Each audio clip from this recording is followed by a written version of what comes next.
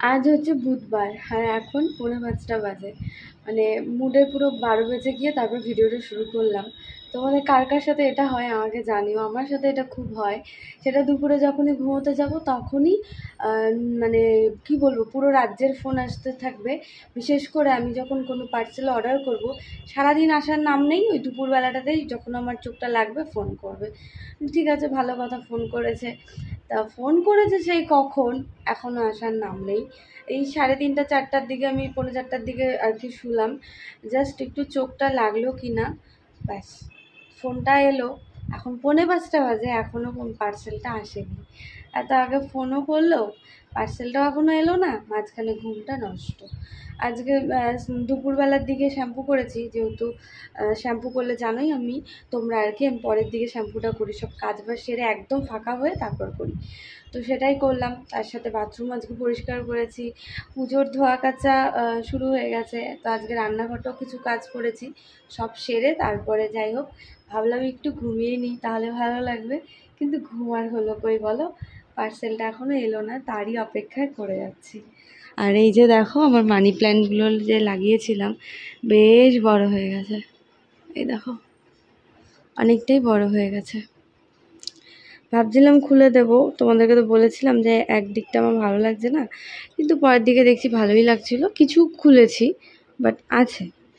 তো ওই যে দেখো, ঘড়িতে বাজে 4:45, এখনও আসার নাম নেই।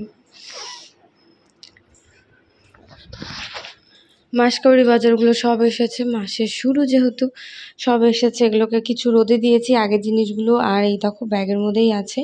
এগুলোকে ভরিনি, তার কারণ হচ্ছে, চলো কারণটা দেখাই। তার কারণ আজকে কৌটোকাঠিগুলো ধুয়ে দেওয়া হয়েছে, আমি সব বের করে খালি করে দিলাম, মা এগুলো ধুয়েছে। এগুলো ধুয়ে শুকোতে দেওয়া হয়েছে, কালকে ভরে নেব ভাবছি।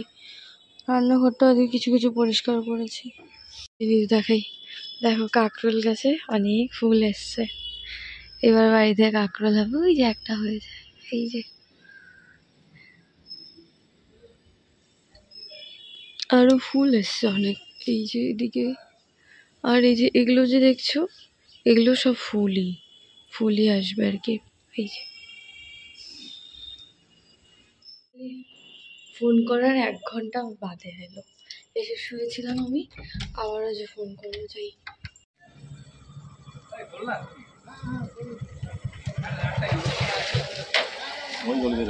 এত সোজা অ্যাড্রেস, আরে 7-Heaven, এত বড় কেকের দোকানটা তো।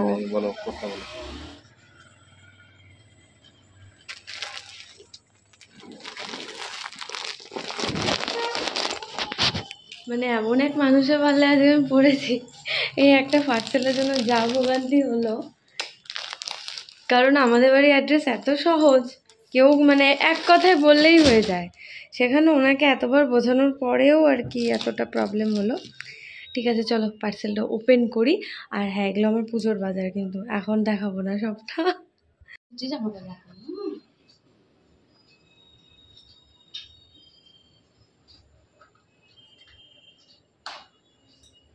তো এখন হচ্ছে সন্ধ্যেবেলা, একটু হচ্ছে বেরোবো, যাবো একটা ছোট্ট পুচকুকে দেখতে। তো ওর বয়স 1.5 মাস মতো হয়েছে, তো এখন আমি দেখতে যাইনি, তো ওকে আজকে দেখতে যাব আমাদেরই পাশে। তো চলো তোমাদেরকেও দেখাবো, তার জন্য রেডি হচ্ছে। আর তার সঙ্গে যাবে আমার টুঙ্কালা বুড়ি, আর টুঙ্কালা বুড়িটা কিন্তু ভিডিওটা করছে, তাই না? একটু দেখাই আমার টুঙ্কালাটাকে, রে দেখাই, কি খুশি রে আমার ক্যামেরাম্যানটা, সেই খুশি। তো চলো রেডি হই। তো রেডি হয়ে গেছি, একটু চুলটা বেনুনি করে নিলাম।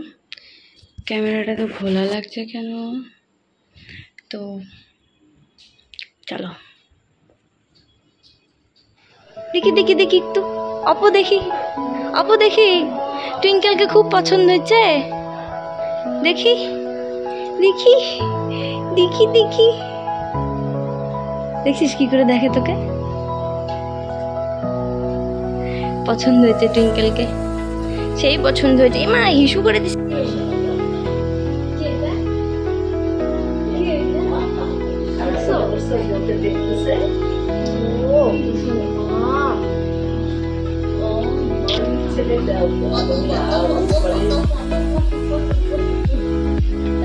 কি বোঝে সেই পাকা হবে তো 2 মাসে এখনো হইল না, তাহলে তো পাকা বুড়ি হয়ে গেছো। হ্যাঁ চলো কত বসাই দিতে হবে, চলো কত বসাই দিই যাবা।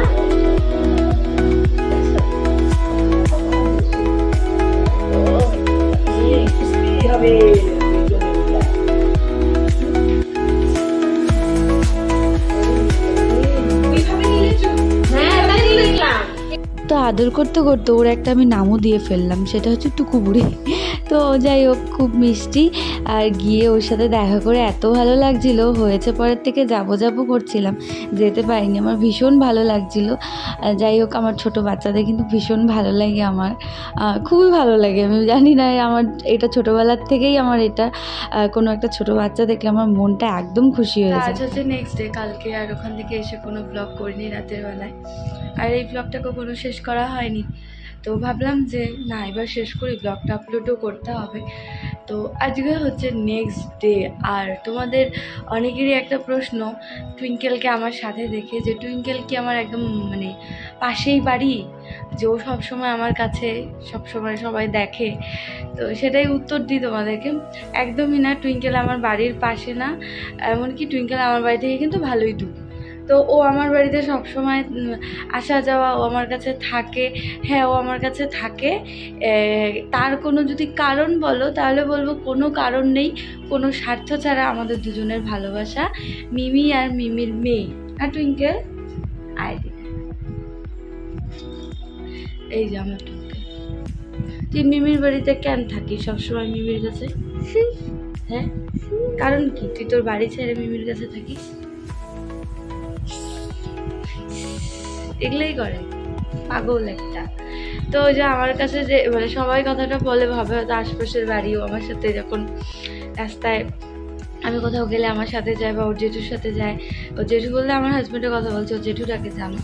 তো এটা সবাই ভাবে হয়তো, না আমার বাড়ির পাশে না, আমার বাড়ি থেকে দূরই। ও ছুটি ছাটার দিনগুলো, যেদিন ওর স্কুল থাকে না, সেদিন সকাল থেকেই আমার এখানে বলতে গেলে ও চলে আসে। কারণ আমারও ভালো লাগে না, ও আসলে আমার ভালো লাগে। আর ওরও আমার বাড়ির প্রতি, আমার প্রতি একটা ওরও নেশা আছে, যে মিমির বাড়ি যাব, জেঠুর কাছে যাব, মিমির কাছে যাব। ও মা, তো আসলে পরে মনে করো আমারও ভালো লাগে, ওরও ভালো লাগে, দুজন একসাথে সারাদিন থাকি। আমার একদম মানে বাড়িটা একদম ভরা ভরা থাকে। তো এইটাই কারণ, এর মধ্যে কোনো কারণ নেই। আর দুজন দুজনের ভালোবাসা, কোনো স্বার্থ ছাড়া ভালোবাসা এটা। আর এই ভালোবাসাগুলো এখনকার সময় দেখবে খুব কম দেখা যায়, শুধু বাচ্চাদের থেকেই কিন্তু এরকম ভালোবাসা পাওয়া যায়। তো সেরকমই ও আমায় ভালোবাসে, আমি ওকে ভালোবাসি, ব্যাস আমার কাছে থাকে। আর এতেই খুশি, একটা অদ্ভুত শান্তি। যখন সারাদিন পর ওকে আমি একটু পাই, আমার একটা অদ্ভুত শান্তি লাগে। আর হ্যাঁ, ওর মাও আমার কাছে ছেড়ে দেয়, কারণ ওর মাও আমাকে একদম ওর দিক দিয়ে আর কি, মানে আমার কাছে একদম চোখ বন্ধ করে ও কিছু ভাবে না, আমার উপরেও ছেড়ে দেয়। কখনো একবারের জন্য ভাবে না আমার মেয়ে কী করছে, কী খাচ্ছে না খাচ্ছে, ভাবে না। কারণ এটা সীমারও আমার প্রতি এই বিশ্বাসটা আছে ওর মেয়েকে নিয়ে, যে ওর মেয়ে আমার কাছে ভালো থাকে, সেই জন্যই থাকে। তো আজকে হচ্ছে বৃহস্পতিবার, আর বাড়িতে কাল একটু কাজ আছে, সেই ব্লগটা কালই করবো, আর কালকেই তোমাদেরকে বলবো।